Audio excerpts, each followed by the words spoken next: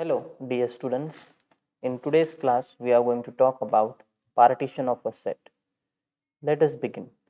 Given a non-empty set, then the set P, as you can see here, the set P, that is set of subsets of S, which is equal to the set P1, P2 up to Pn.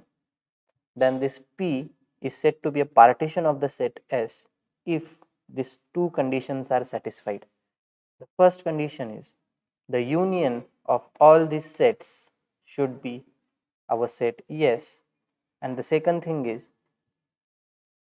any two sets in P, I mean uh, any two of P1, P2 and so on up to Pn should be disjoint.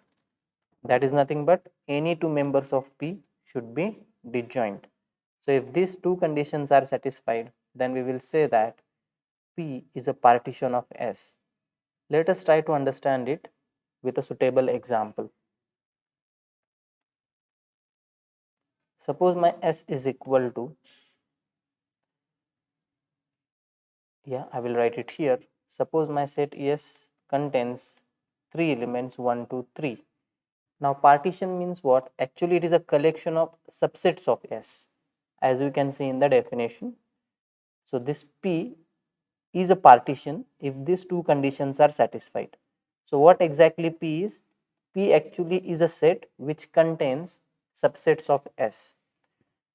So I will take some subsets of S here, singleton 1 maybe, singleton 2, and let us say uh, one more set, that is 1, 2.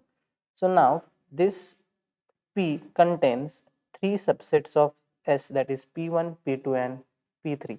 Now if these 3 subsets of S satisfy these two conditions, then we will say that this P is a partition of our set S. As the name suggests us, partition means what? We are actually partitioning our set S in different sets.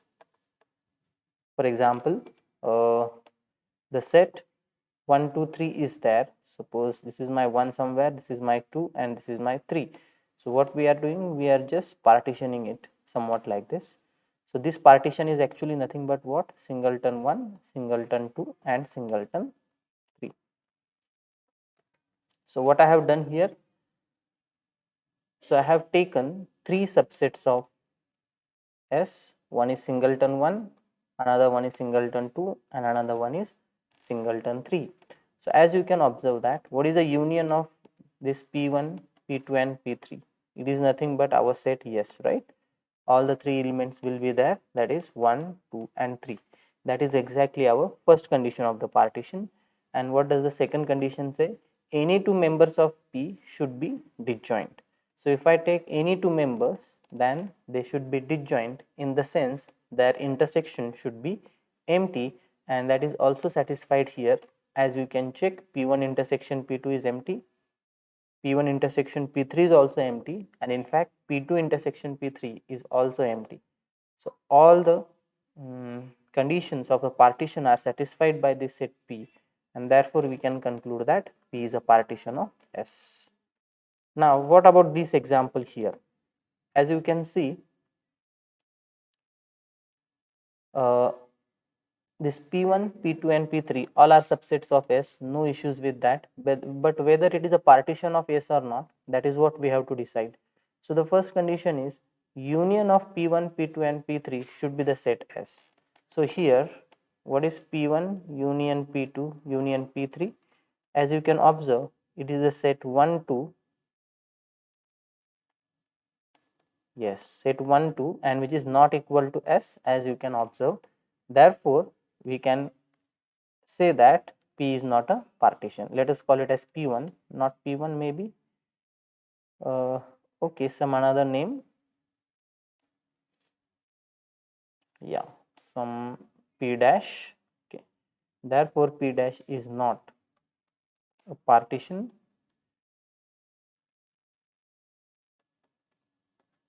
of, yes.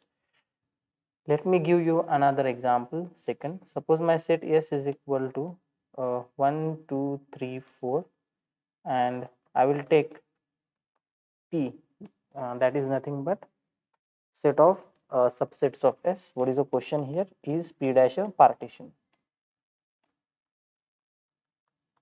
Yeah, same thing. Singleton 1 2 3 and 4. Okay, so the question is P a partition of S? So we need to check two conditions. The first one is the union of all the subsets of S should be the set S. So let us check the condition one by one. What is P1 union P2 union P3?